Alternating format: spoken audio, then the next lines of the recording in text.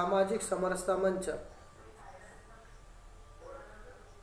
संविधान परिचय या 3 दिवसीय ई व्याख्यानमालेत आपलं सर्वांचे स्वागत। या ई व्याख्यानमालेतील 2 पुष्प आपण ऐकलीत। आज आपण तिसऱ्या पुष्पाकडे वळणार। आजच्या विषय मांडणीचे वक्ते जे आहेत त्यांचा परिचय करून देतो। डॉक्टर श्री रमेश माधवराव पांडव, MA पर्यंत शिक्षण झाले। वॉटर यूज मॅनेजमेंट, निवृत्त संचालक, गोपीनाथराव मुंडे राष्ट्रीय ग्रामीण विकास व संशोधन संस्था, डॉक्टर बाबासाहेब आंबेडकर मराठवाडा विद्यापीठ औरंगाबाद। रमेशरावांचा प्रवास America, Holland, Israel, Thailand, Mauritius, Canada, Kazakhstan अशा विदेशात प्रवास झालेला आहे। रोटरी क्लब ऑफ औरंगाबाद 2010 चा आदर्श शिक्षक पुरस्कार सुद्धा डॉक्टर रमेशराव पांडव यांना मिळालेला आहे। 1965 पासून संघाशी संबंध, विद्यार्थी काळात वेगवेगळ्या जबाबदाऱ्या सांभाळल्या। 1965 पासून विविध स्तरावरच्या जबाबदाऱ्या सांभाळत सामाजिक समरसता मंचाचे प्रांताध्यक्ष तसेच सामाजिक समरसता मंचाचे महाराष्ट्र निमंत्रक अशा जबाबदाऱ्या सांभाळल्या आणि आता अखिल भारतीय समरसता कार्यकारी मंडळ म्हणून सदस्य म्हणून त्यांच्याकडे जबाबदारी। मी रमेशरावांना विनंती करतो त्यांनी आपला विषय मांडावा। धन्यवाद।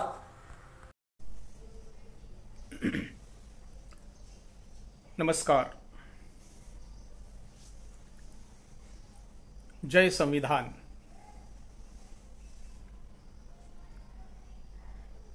हे व्याख्यानमालेतलं तिसरं आणि शेवटचं भाषण। ऐकणारे राष्ट्रीय स्वयंसेवक संघाचे सर्व स्वयंसेवक, विविध क्षेत्रातील कार्यकर्ते, अन्य नागरिक बंधू भगिनी, संविधानाचे चाहते,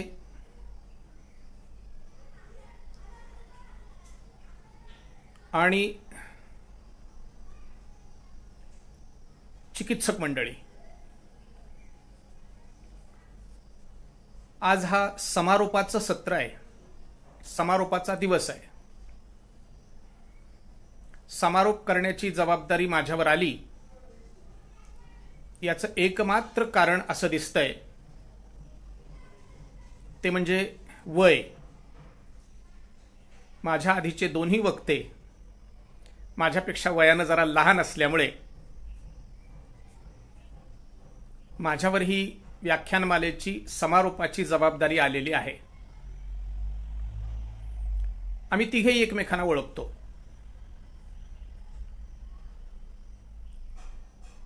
पहिलं जे व्याख्यान झालं, भाषण झालं, ते वकील साहेब जाधवर यांनी संविधान निर्मितीची प्रक्रिया सगळी सांगितली आणि आपल्या संविधानाची तोंड ओळख आपल्याला करून दिली। दुसऱ्या भागामध्ये आपण विभावरीताई बिडवे यांच्याकडून विविध प्रकारचे अधिकार आणि कर्तव्य, त्यातही पुन्हा महिलांचा संबंध याविषयी भरपूर माहिती ऐकलेली आहे। या वकिलींबाई आणि आमचे वकील साहेब हे दोघेही या क्षेत्रातले तज्ज्ञ आहेत, विद्वान आहेत। वारंवार त्यांना या संविधानाचा आधार घेऊन न्यायालयामध्ये कामही करावं लागतं, कायद्यांचा आधार घ्यावा लागतो जे संविधानावर आधारित आहेत। त्यामुळे स्वाभाविकपणानं बऱ्यापैकी तांत्रिक आणि तरीही रोचक करायचा त्यांनी प्रयत्न केला। याचं कारण असं आहे की आपल्या देशामध्ये झालेला बदल, समाज व्यवस्थेत झालेला बदल हा 75 वर्षांनंतरही, अमृत महोत्सवी वर्षानंतरही लोकांच्या लक्षात आलाच आहे, जनतेच्या लक्षात आलाच आहे, लोकशाहीमधल्या लोकांच्या लक्षात आलाच आहे असं नाही. आणि म्हणून थोडंसं तांत्रिक, थोडं रोचक असं करायचा दोघांनीही प्रयत्न केलाय. मीही त्याच लाईनवर अत्यंत कमी तांत्रिक पण थोडंसं रोचक असं मी करायचा प्रयत्न करणार आहे. याचं कारण असं आहे की ही परीक्षेची तयारी नाही. कुठल्याही एखाद्या परीक्षेला जायचंय LLBच्या म्हणून ही तयारी करून घेतलेली नाही. त्याच्यासाठी ही व्याख्यानमाला नाही. व्याख्यानमालेचा मुख्य उद्दिष्ट असा आहे, आणि त्याच्यासाठी हे तिसरं सत्र आहे, केवळ हे लक्षात आणून देण्यासाठी म्हणून हे तिसरं सत्र आहे. आणि समारोप तिथेच करण्यात आलाय. आणि ते म्हणजे 26 जानेवारी 1950 पूर्वीची समाज रचना जी भारतीयांची होती, तिच्यात तातडीनं बदल करण्यात आलेले आहेत. आणि ते बदल लोकांच्या लक्षात न येता अजूनही लोक जुन्या समाज व्यवस्थेमध्येच वावरताना दिसतात. मग ती आडनावं लावण्याची पद्धती असो, किंवा अहंकार, ताठा, गर्व याच्यातून केलेला व्यवहार असो, आपल्या विविध समाज बांधवांच्या प्रती केलेलं वर्तन असो, किंवा देशाविषयी बोलत असताना केलेले शब्दोच्चार, शब्दप्रयोग ते असोत, आपल्या समाज रचनेविषयी, संस्कृतीविषयी बोलत असताना केलेले शब्दोच्चार, व्यवहार असोत, याच्यातून असं प्रकट होताना वारंवार दिसतं की आम्ही नवीन समाज रचनेत प्रवेश केला आहे, करूनही असं लक्षात आलेलं आहे असा विश्वास देता येत नाही, असं वाटत नाही. आणि म्हणून 75 वर्ष झाली आम्ही नवीन समाज रचनेचा स्वीकार करून हे लक्षात आणून देण्यासाठी आजचं व्याख्यान आहे. आणि म्हणून हे संविधान निर्माण होण्यासाठी जे काही 2 वर्ष 11 महिने आणखीन पुढचा काळ 17 दिवसांचा लागला असेल, तत्पूर्वीचा काळ म्हणजे 26 जानेवारी 47 पूर्वीचा काळ, 26 जानेवारी 1950 पूर्वीचा काळ, हा एका वेगळ्या पद्धतीनं आपण जगत होतो. अर्थात पारतंत्र्य होतं, त्यामुळे त्यावेळेला ब्रिटिशांचे कायदे कानून होते. त्या काळातही संविधानाचा एक काही विशेष इतिहास घडलेला आहे. 1895 ते 1950 हा संविधान या विषयाच्या संबंधातला एक छोटासा काळ आहे, त्याचा इतिहास आहे. त्याच्या तपशिलात मी आता एवढ्यासाठी जात नाही, की आता फक्त मला काही ठळक ठळक गोष्टी लक्षात आणून द्यायच्या आहेत नवीन समाज व्यवस्थेच्या. त्यामुळे एक गोष्ट पहिल्यांदा स्पष्ट करणं आवश्यक आहे की जुनी समाज रचना आपण टाकून दिलेली आहे. कुणाला आवडो न आवडो, मतभेद असू शकतात, चर्चा होऊ शकते. या देशामध्ये खंडन मंडनाची प्रक्रिया आहे, पद्धती आहे, परंपरा आहे. ज्याला काही माहिती आहे तेही आणि माहिती नाही तेही अनेक लोक अशी चर्चा करताना आपल्याला दिसतात. आमचे माननीय सुरेश हावरे नावाचे एक कार्यकर्ते आहेत.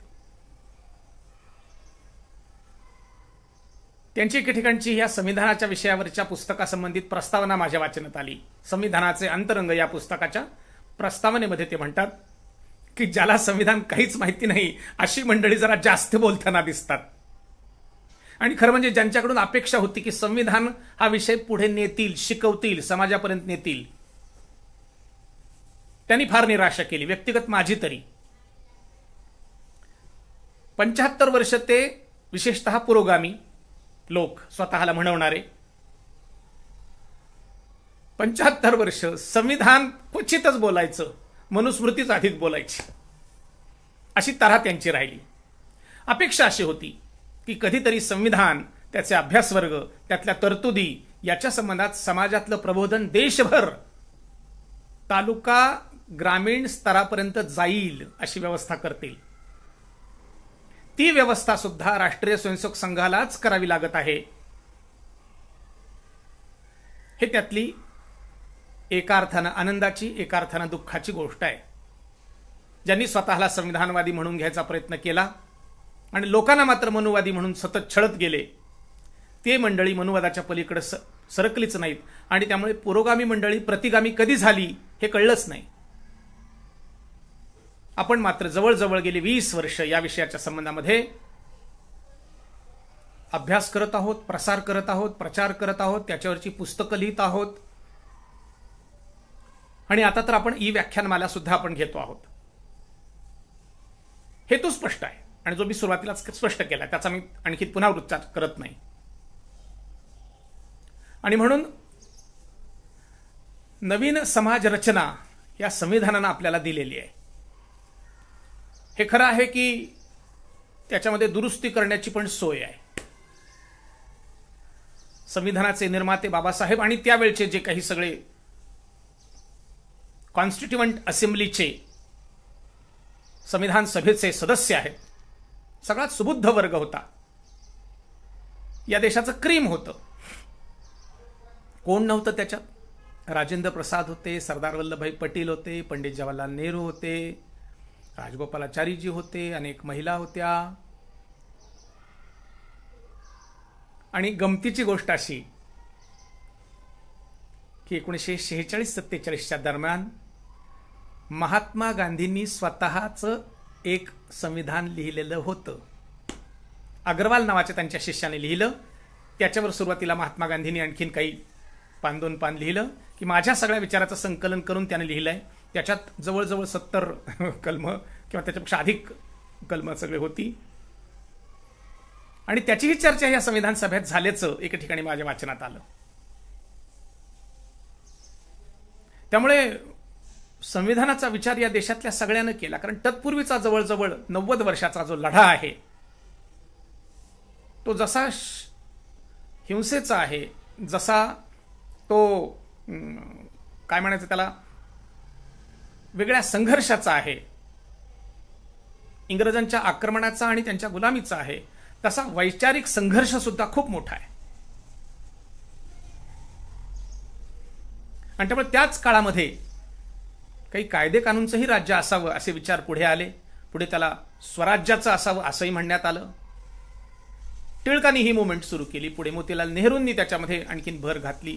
पुढे महात्मा गांधींनी काय लिहिलं. दरम्यान हे इंग्रजही काही लिहित होते. आपली मंडळी इंग्रजांशी कधी सहमत, कधी असहमत, काही मुद्द्यावर असं सगळं चालूच होतं. त्याच्यात हे संविधान जन्माला आलं. त्याची कहाणी तुम्ही सविस्तर ऐकली आमच्या जाधवर साहेबांकडून. पुढे चालून असं झालं हे आपल्याला माहिती आहे की त्याचा आपण स्वीकार केला आणि त्या स्वीकाराप्रमाणे आता 75 वर्षाची वाटचाल चाललेली आहे. पण तरी देखील सर्व स्तरांपर्यंत हे संविधान पोहोचलेलं नाही. आपल्याला ते पोहोचवायचंय. चर्चा होईल पुन्हा एकदा, बिघडत काही नाही.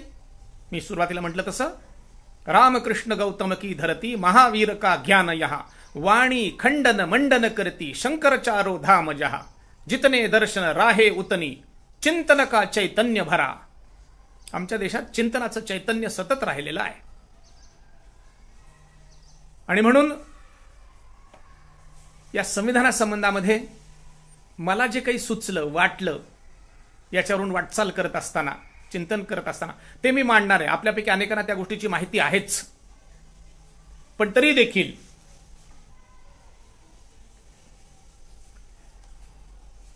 सगळ्यांच्या समोर मांडलं की तुम्ही जे आपापल्या ठिकाणी चिंतन करत आहात त्या चिंतनालाही थोडीशी आणखीन गती मिळू शकते. कारण त्यांचंही चिंतन आपण ऐकलं. आपण सगळे चिंतन करणारे लोक आहात, चिंतन करावं अशी अपेक्षा आहे. त्यामुळे जसा एक उद्देश मी आपल्याला सांगितला की समाज रचना बदलली आहे हे सगळ्यांच्या लक्षात आणून द्यायचं आहे, तसंच हे संविधान आपल्याला तालुका स्तरापर्यंत, ग्रामस्तरापर्यंत न्यायचं आहे. त्यामुळे जे कोणी श्रोते मंडळी आहेत त्यांना मी कार्यकर्ते मानतो, संविधानाचे कार्यकर्ते आहेत. या मंडळींनी संविधान पोचवायचा प्रयत्न करायचा आहे. आणि त्यामुळे चर्चा होतील, प्रश्नोत्तर होतील, घाबरायचं काही कारण नाही. संविधानावरची चिकार पुस्तकं लिहिलेली गेलेली आहेत, चिकार प्रकाशनं आहेत. विविध मतमतांतर असू शकतात, पण सध्या सगळ्यांना बांधून ठेवणारं, ज्याला सोशल डॉक्युमेंट म्हणता येईल, असं आपल्याजवळ आहे आणि ते तयार आहे, कुठेही मिळू शकतं. त्यामुळे अशा पद्धतीचं हे जे लिहिलेलं आहे संविधान, याला अगदी सोप्या भाषेत कसं म्हणता येईल?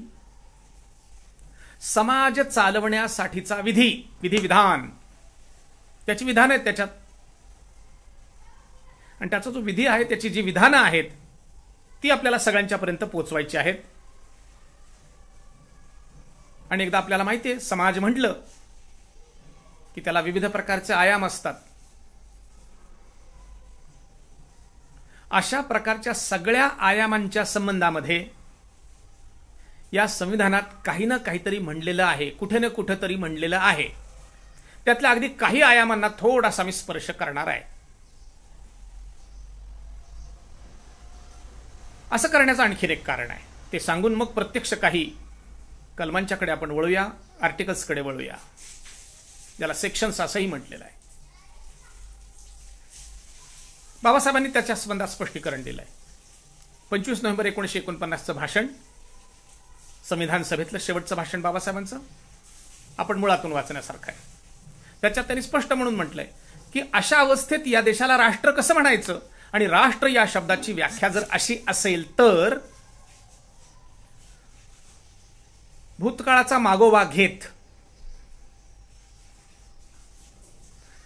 भूतकाळाच्या घडलेल्या घटनांच्या संबंधामध्ये समान सुखदुःखाची भावना असलेला जनसमूह, भविष्यात समान ध्येयासाठी चालणारा, वर्तमानात चालणारा समूह, त्याला राष्ट्र असं म्हणायचं. ही जर राष्ट्राची व्याख्या असेल तर तशा पद्धतीनं आपण चालत होतो, असं 1950 पूर्वीचं चित्र होतं काय? काही जणांच्या मनात येईल की होतं की, स्मृती होत्या.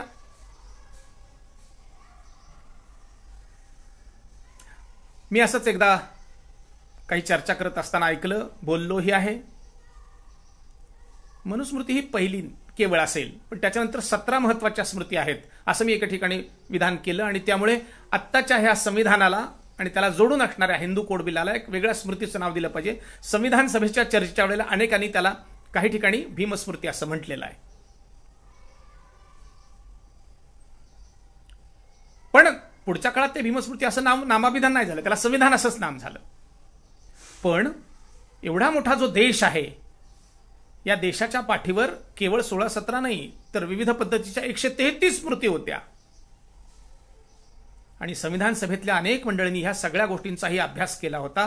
त्याचबरोबर पाश्चात्य जगात घडलेल्या सगळ्या घटनांचा, विशेषतः America, Ireland, England, Australia, Germany या सगळ्या देशांच्या संविधानांचाही अभ्यास आपल्या लोकांनी केला होता. नवीन युगात उतरायचं असेल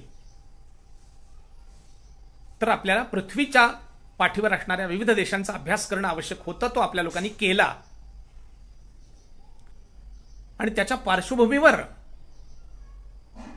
भारतीय जीवनमूल्यांमधला काही भाग, नवीन उत्पन्न झालेली काही जीवनमूल्ये, याच्या प्रकाशात हे संविधान लिहिलं गेलं. पण तशा अर्थानं आपण एक राष्ट्र म्हणून त्यावेळेला तरी विस्कळीत होतो. चांगला शब्द त्याला असा आहे, आत्मविस्मृत होतो. तशा अर्थानं आपण एक राष्ट्र म्हणून संघटित स्वरूपात त्या ध्येयाकडे, जे कुठलं ठरवलं असेल ते, त्या दिशेला चालत नव्हतो. आणि त्यामुळे आत्मविस्मृत राष्ट्र होतं. सगळ्यांचं म्हणून एक ध्येय, अशा अर्थानं वाटचाल नव्हती. ती आपण पुन्हा एकदा संविधान सभेच्या निमित्तानं गठीत केली. लिहिली, कागदावर आणली, प्रकाशित केली, स्वीकारली आणि मग भारतीय प्रजासत्ताक अस्तित्वात आलं. जसं मग ह्या संविधानामध्ये काय काय ठराव होतात, समाज रचनेमध्ये काय काय ठरवावं लागतं. एक, आपण सगळे कोण, त्याचे नातेसंबंध काय,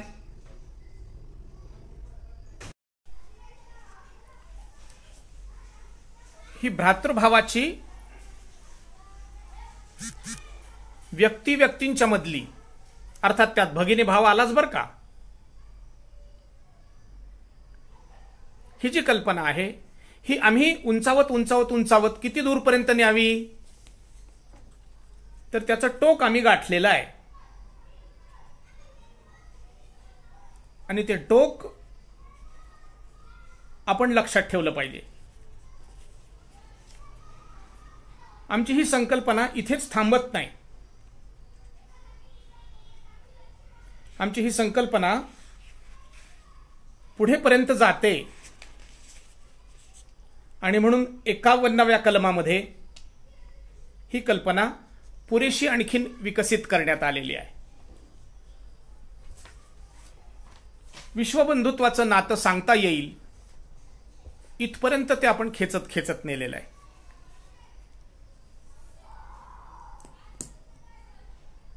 जसं या संविधानाच्या सुरुवातीलाच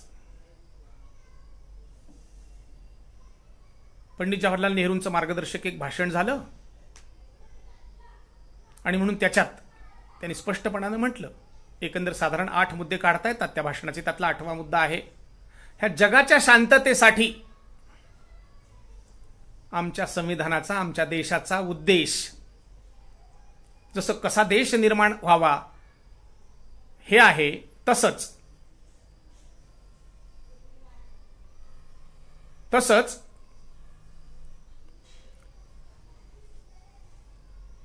जगाच्या शांततेत आम्ही भर घालू असंही म्हटलेलं आहे. तेच आम्ही पुढे कलमात म्हटलं, त्यात घातलं. आणि त्यामुळे आपले सगळ्यांचे नातेसंबंध ते स्पष्ट झाले, समाजातल्या सगळ्या घटकांचे नातेसंबंध स्पष्ट झाले. आणि त्याचबरोबर आता पुन्हा प्रश्न आला, सगळे हे भाऊ भाऊ राहणार कुठं. म्हणून सेक्शन 1 संविधानातलं स्पष्टपणानं असं सांगतं, आपला भूभाग कोणता याच्या संबंधामध्ये आपण जर बघितलं तर अगदी सेक्शन 1 मध्येच ते सगळं स्पष्ट झालेलं आहे. केवळ 2-4 शब्द त्यातले वाचतो, सगळं वाचत बसत नाही. India, that is Bharat, shall be a union of states, आणि याचं स्पष्टीकरण मग the states and the territories thereof shall be as specified in the first schedule. आपल्याला हे माहिती झालं आतापर्यंत की ह्या संविधानामध्ये 395 कलम सुरुवातीला होती, आता वाढली आहेत. आणि त्याच्या शेड्यूल्स आहेत, म्हणजे काय सूची दिलेल्या आहेत. शेवटी त्याला परिच्छेद किंवा शेवटी अपेंडिक्सिस आपण त्याला म्हणतो, हे जोडलेले आहेत. त्या सूचीमध्ये ह्या सगळ्या गोष्टींचं वर्णन असतं. त्यामुळे या सगळ्या भूभागामध्ये आपण सगळे भाऊ भाऊ राहणार आहोत.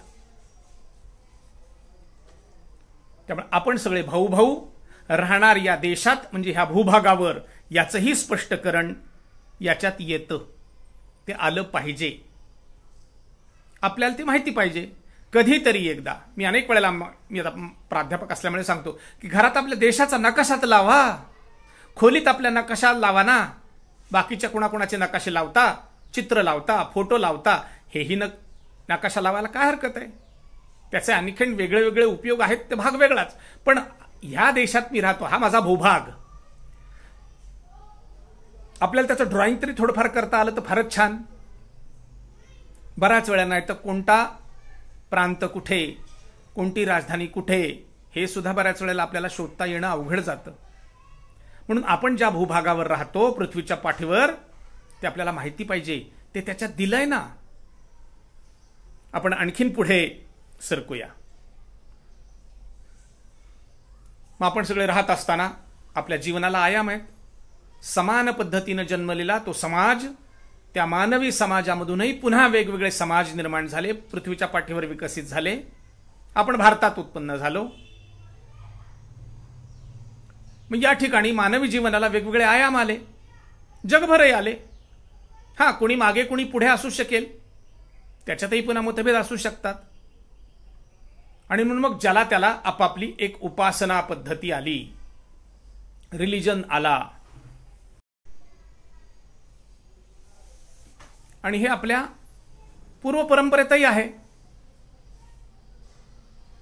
बाकीच्या देशात नसेल कदाचित, माहिती नाही. त्या त्या देशांनी आपापल्या देशाला नाव देत असताना कदाचित एक उपासना पद्धतीचा पण स्वीकार केला असेल. आमच्याकडे तसं नाही. उपासना पद्धतीचं स्वातंत्र्य हे प्रियांबलमध्ये जे म्हटलंय त्याचीच पूर्वपीठिका म्हणून आपण सगळे म्हणतही असतो. एकम सत् विप्रा बहुधा वदंती. सत्य एक आहे. विद्वान लोक त्याला वेगवेगळ्या नावानं हाका मारतात, नावं ठेवतात, उल्लेखितात. प्रियांबलमध्ये आहे. म्हणून आपल्याकडे उपासनेच्या अनेक, एका गावात आहेत. हो, एका गावात आहेत. देशात तर कित्येक. एका घरात आहेत, तरी नावं ठेवायचं काही कारण नाही. मार्ग वेगवेगळे असू शकतात त्या परमेश्वराकडे जायचे किंवा अंतिम सत्याकडे जायचे. म्हणून त्याचंही प्रोव्हिजन प्रियांबलमध्ये केलंच.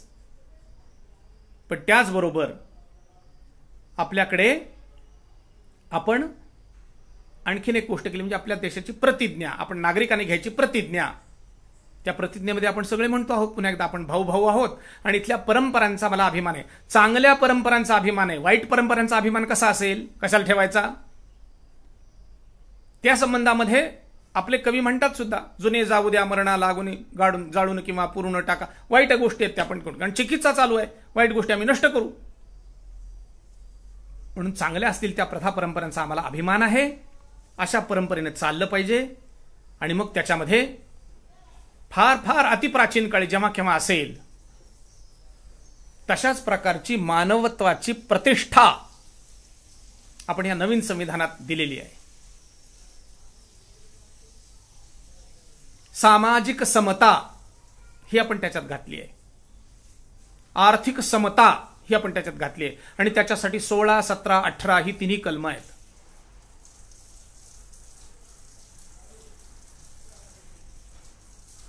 नवीन स्वरूपात ही मांडली गेली. बाबासाहेबांनी त्याच्यावर भाष्य केलंय की जुन्या काळात होतं आपल्याकडे, मध्ययुगीन काळामध्ये इतकं ते नष्ट होऊन गेलं, खराब होऊन गेलं, दिसेन असं झालं. परंतु आपल्याला शेवटी असं दिसतं की ह्या सगळ्या कलमांच्या मधून आपण अशा प्रकारच्या सामाजिक समतेची प्रतिष्ठापना केलेली आहे. म्हणजे काय, ते सेक्शन्स, कलम किंवा आर्टिकल्स वाचले की आपल्याला कळेल. सगळ्यांना सन्मान मिळाला पाहिजे, कुणीही उच्च नीच नाही, विषमता नष्ट झाली पाहिजे. जसं उपासनेचं स्वातंत्र्य आहे तसंच जात, लिंग कोणत्याही कारणातून विषमता येता कामा नये. सगळे समान आहेत. आधीच्या समाज व्यवस्थेत नजीकच्या भूतकाळात असं नव्हतं. महिलांना सन्मान मिळत नसे. समाजामध्ये विविध प्रकारची जी उतरंड होती ती उतरंड नवीन संविधानाला मंजूर नाही. आधीच्या समाज व्यवस्थेचं वर्णन करायचंच असेल तर एके ठिकाणी मला वाचायला मिळालं, प्रत्येक वरची जात खालच्या जातीसाठी ब्राह्मण आहे. म्हणजे काय, ती आपल्यापेक्षा दुसऱ्या खालच्या जातीला वाईट पद्धतीने वागवते. त्यांच्यामध्ये श्रेष्ठता कनिष्ठतेचा भाव आहे.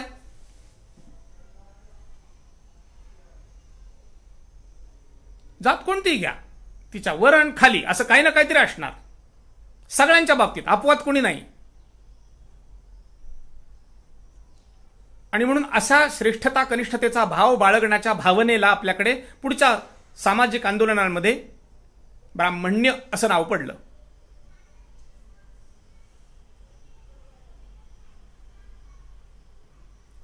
ते काढून टाकण्यात आलेलं आहे. आता आपण सगळे समान आहोत. आणि अशा समान असणाऱ्या समाज घटकांच्या संबंधामध्ये आपण जो व्यवहार करतोय तो व्यवहार बंधुभावाचा तर होईल, सन्मानाचा होईल आणि त्याचबरोबर आर्थिक सामाजिक न्यायाचा होईल, आर्थिक सामाजिक समतेचा होईल. याची काळजी आपल्याला घ्यावी लागेल. आधीच्या समाज व्यवस्थेत ती घ्यावी लागत नव्हती, आता ती घ्यावी लागेल. काही जणांच्या स्वभावातून अजून तो ताठा जात नाही, ही चांगली गोष्ट नाही. म्हणून मग विविध ठिकाणी दुर्घटना घडतात, अन्यायाच्या गोष्टी घडतात. अशा अन्यायाच्या गोष्टी घडू नयेत म्हणून अतिसामान्यांची सुरक्षा कवच म्हणजे संविधान आहे. म्हणून संविधानात जेव्हा केव्हा बदल व्हायची वेळ येते त्यावेळेला अतिसामान्य मनुष्य ज्याला असं वाटतं की संविधान ही माझी सुरक्षा कवच आहे, तो असं खवळून उठतो, संविधानाला हात लावू नका. का? नेमका काय बदल करताय ते आम्हाला सांगा, चर्चा करा. त्याची चर्चा होते, विविध प्रकारच्या विधिमंडळांच्या मध्ये चर्चा होते. कार्यपालिका, न्यायपालिका, विधिमंडळ हे जे आपल्या सगळ्या समाजाची बांधणी आहे, विधिमंडळामध्ये त्याची चर्चा होते. आपले प्रतिनिधी तिची चर्चा करतात आणि म्हणून चर्चा होत असताना समाजातही चर्चा होत असते. पाचवा स्तंभ असणारा आमच्या वृत्तपत्र, वृत्तवाहिन्या याच्यामध्ये त्याची चर्चा घडते, धमासान चर्चा होतात. कारण सगळ्यांच्या सुरक्षेचं साधन संविधान आहे आणि विविध प्रकारची मंडळी असं म्हणतात की हा आमचा सामाजिक दस्तऐवज आहे, म्हणून सगळ्यांनी अभ्यासला पाहिजे. आणखीन 2-3 गोष्टींचा आपण उल्लेख करूया. पहिली गोष्ट अगदी साधी गोष्ट आहे, भांडण झालं, भांडण पूर्वी, भांडण आता, सामान्य गोष्ट आहे. भांडण पूर्वी झालं तर सोडवायचं कोण? कुठं जायचं? आधीच्या समाज व्यवस्थेत अलीक अडचण जात पंचायत किंवा ग्रामपंचायत ही आधीची व्यवस्था आहे. किंवा त्या त्या भागात जर कोणी राजा राज्य करत असेल, सरदार दरकदार असेल, सुभेदार असेल तर त्याच्याकडे जायचं, ही ती व्यवस्था होती. आता तसं नाही. भांडण झालं आणि जर आपापसात बसून जर नाही सुटलं तर आपल्याकडे न्यायपालिका आहे, न्यायालयात जाता येतं, कुणालाही जाता येतं. आपल्याला भांडण तात्विक भांडता येत नाही म्हणून वकील आहेत, ते आपल्या वतीनं भांडतात. आधीच्या प्रकरणामध्ये कुठेही वकील आपल्याला सापडणार नाही. तुम्हाला तुमचंच जाऊन भांडायचंय, तुमचीच जाऊन मांडणी करायची आहे. एखादा समाज घटक गरीब आहे,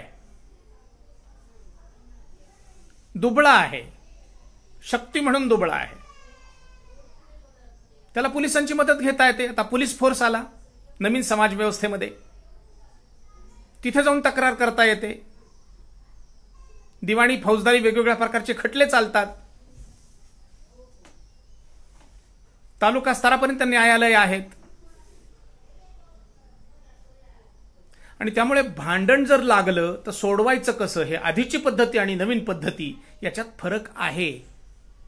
आणि सगळ्यांना समान न्याय आहे. प्रोव्हिजन तरी निश्चित तसं आहे, अंमलबजावणी कशी चांगल्या पद्धतीने करता येईल हा एक स्वतंत्र चर्चेचा, विचाराचा मुद्दा असू शकतो.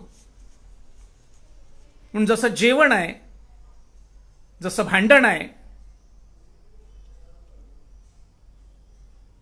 तसे उद्योगधंदे चालवणे आहे. आपण भांडणाच्या संबंधात बघितलं, जेवणाच्या संबंधातही आधीच्या समाज व्यवस्थेमध्ये कुणी कुणाच्या शेजारी बसायचं नाही, कुणी कुणाच्या बरोबर जेवायचं नाही, अशी काहीतरी एक विचित्र 75 वर्षापूर्वी अशी व्यवस्था होती. ती मंजूर होती, समाज मान्यता होती त्याला. आता ती तशी समाज व्यवस्थेत मंजुरी नाही. जेवण सामूहिक करायचं असेल तरी पंक्ती होत्या, पंक्ती प्रपंच होता, विविध जातींच्या वेगवेगळ्या पंक्ती होत असत.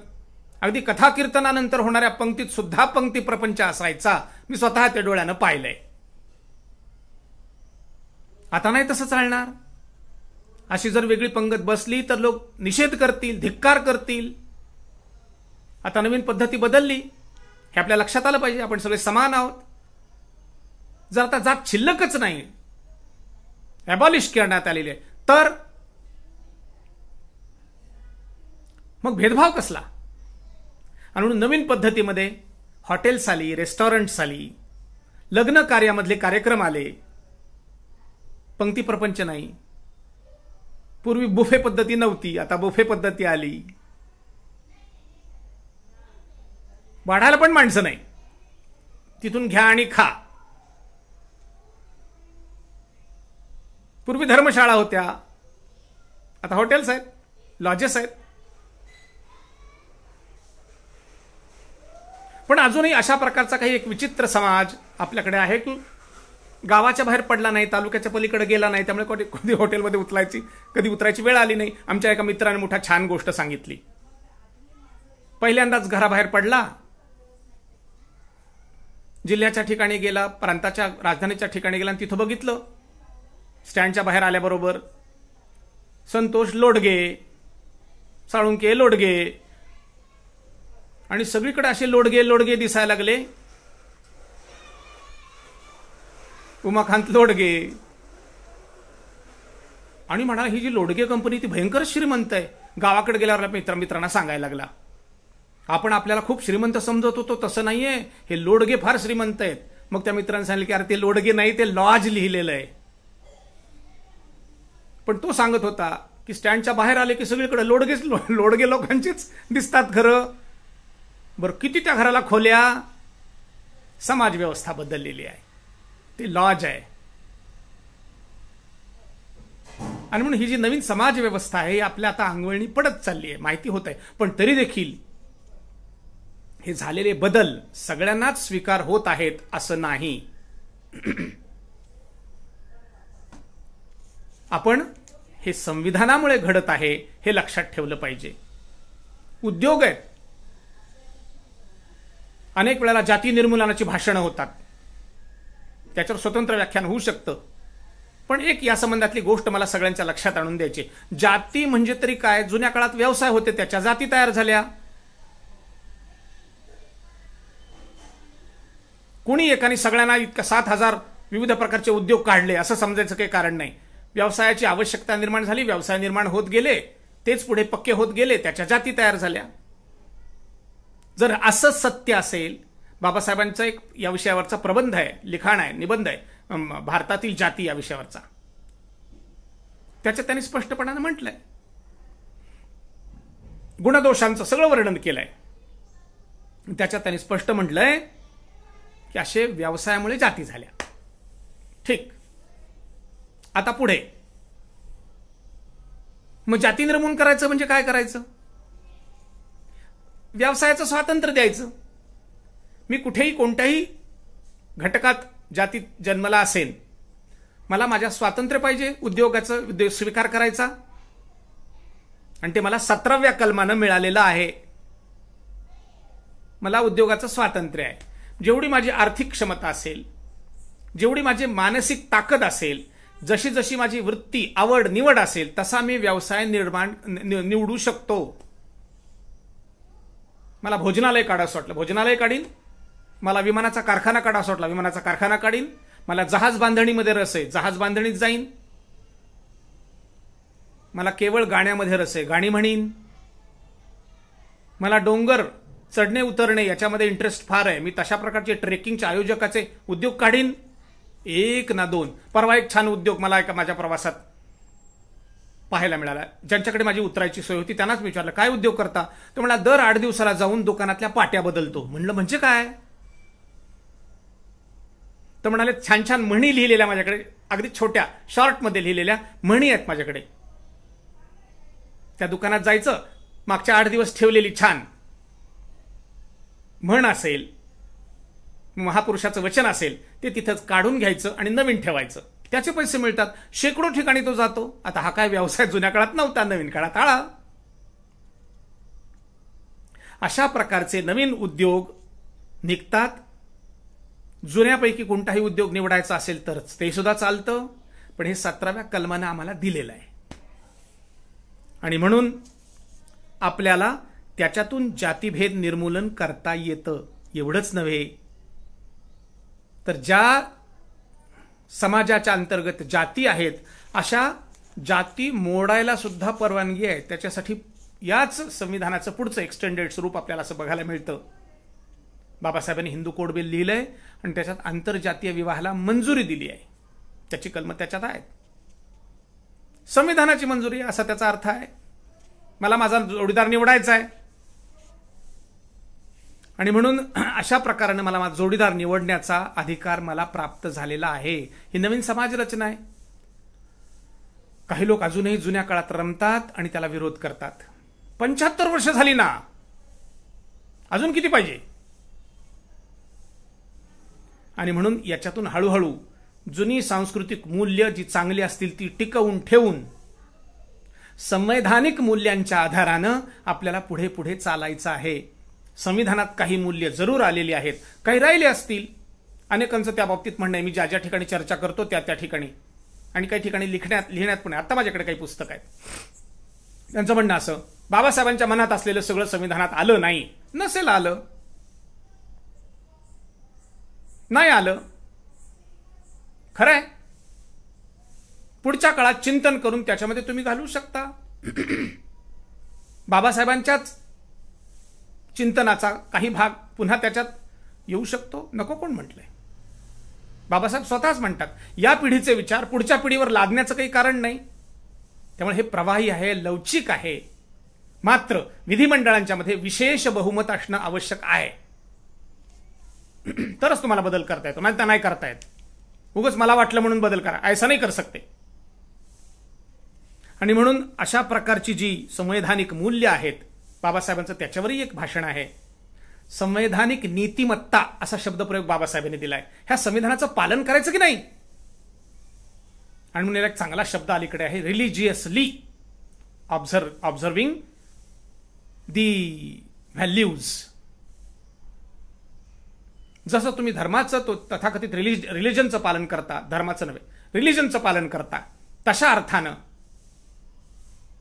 आम्ही संवैधानिक सगळ्या मांडणीचं पालन करणार की नाही?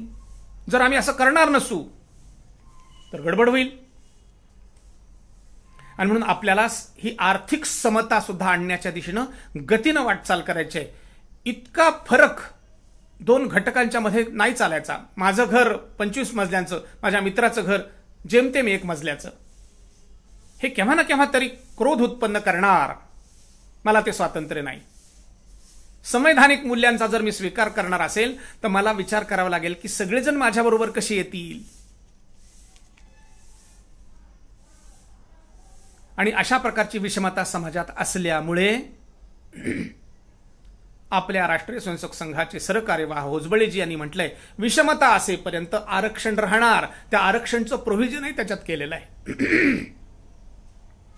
त्याची कलम आहेत आणि त्याला मार्गदर्शक तत्व आहेत. 36 ते 51 या कलमांच्या मध्ये मार्गदर्शक तत्व आहेत.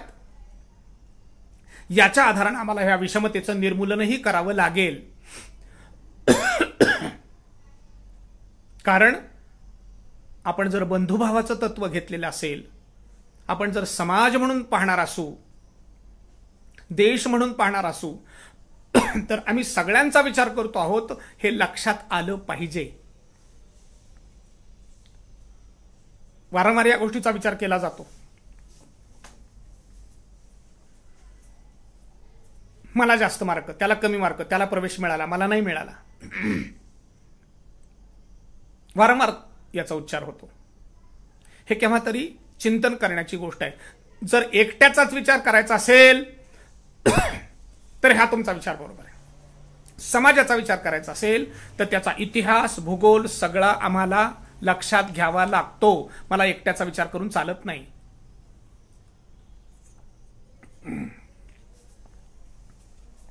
ज्या समाज घटकांना संधी मिळाली नव्हती त्याला संधी द्यावी लागेल. समान रेषेवर येईपर्यंत थांबावं लागेल. मला त्याची झळ बसणार आहे, ती झळ सहन करावी लागेल, याच्या संबंधात अधिक विचार प्रकट करण्यासाठी स्वतंत्रपणानं बोलता येईल. पण तीही व्यवस्था आहे.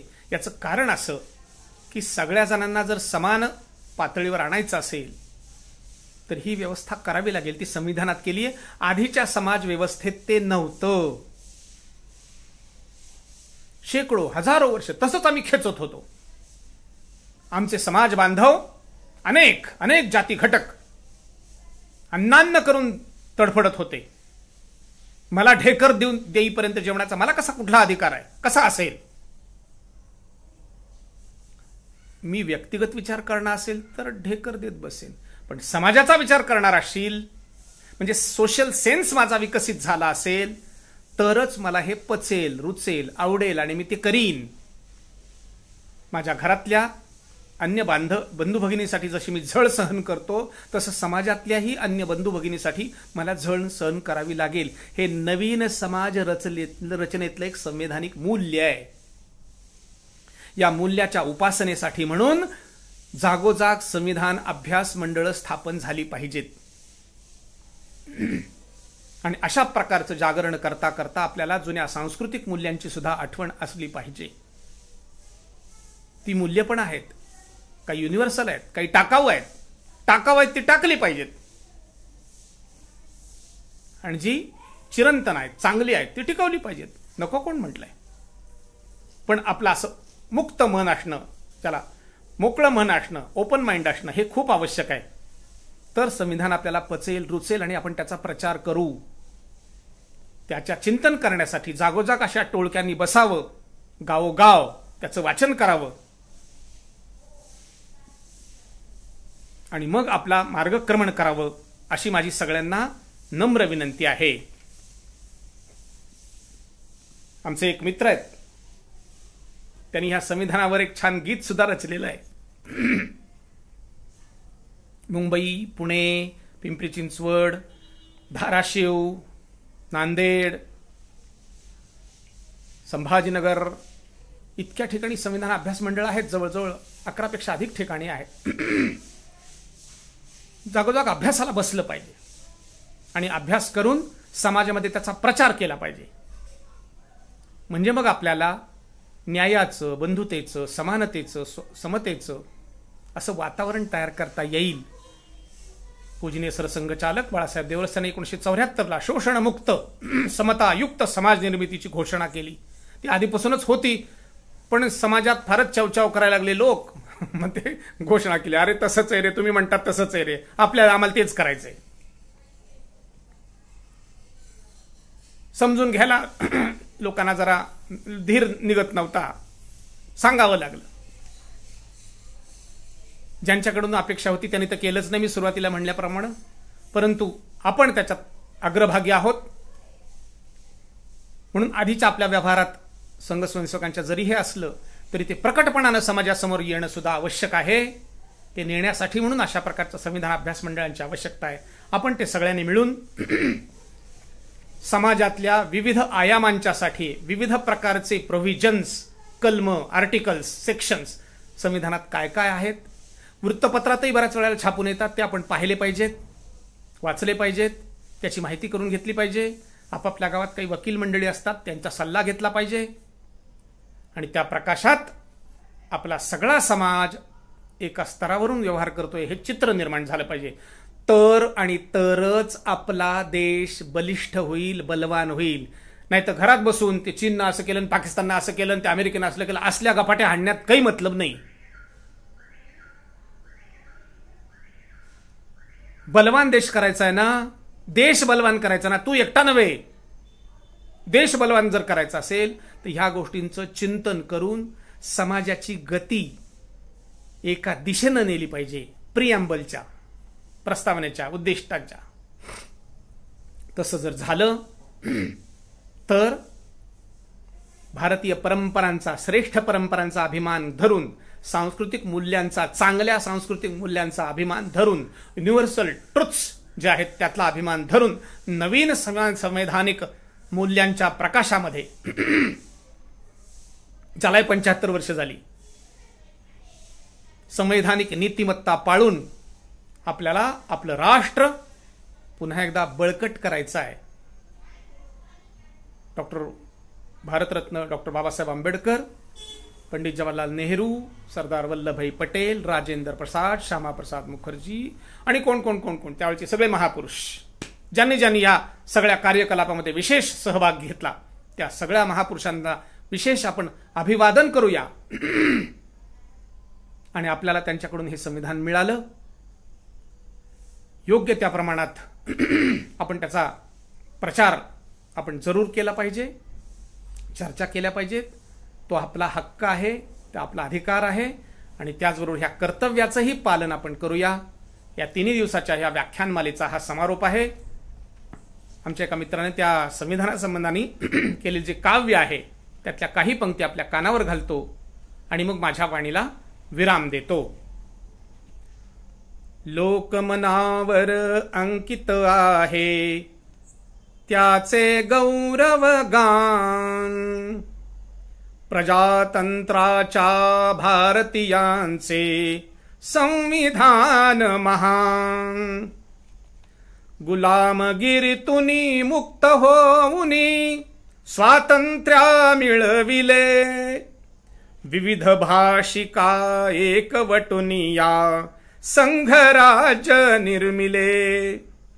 बंधुत्वाने लाभे समता सामाजिक सन्मान, प्रजातंत्राच्या भारतीयांचे संविधान महान.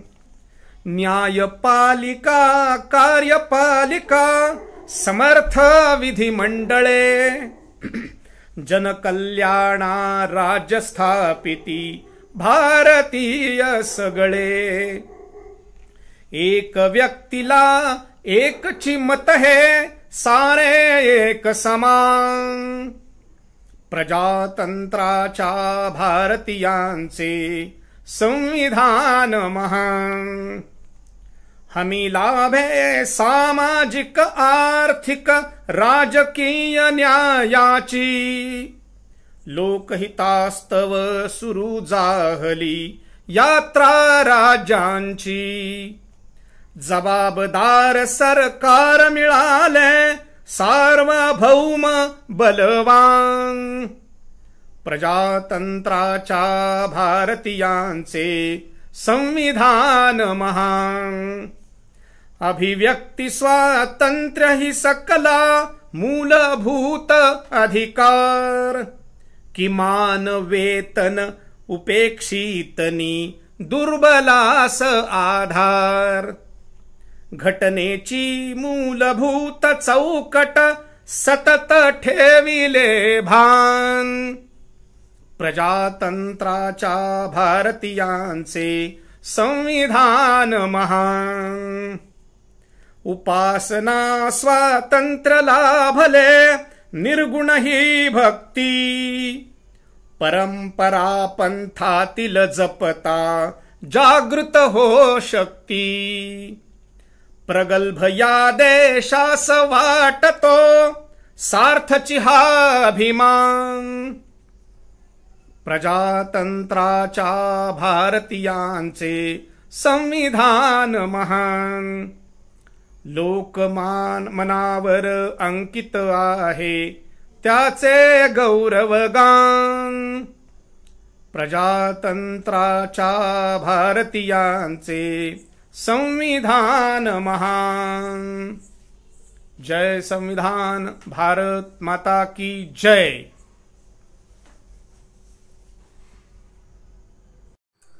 सामाजिक समरसता मंचच्या वतीने 3 दिवसीय ई व्याख्यानमाला देवगिरी प्रांताची सुरू होती. त्याचा आज शेवटचं पुष्प डॉक्टर रमेशराव पांडव यांनी आपल्यासमोर मोलाचं असं योग्य मार्गदर्शन आपल्याला सर्वांना मिळाले. मी डॉक्टर रमेशराव पांडव यांचा आभार व्यक्त करतो. धन्यवाद.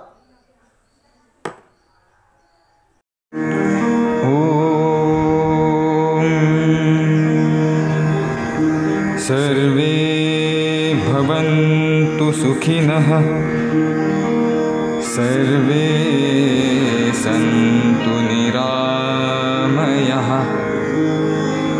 सर्वे भद्राणि पश्यन्तु मा कश्चित् दुःखभाग् भवेत्। ॐ शान्तिः शान्तिः शान्तिः।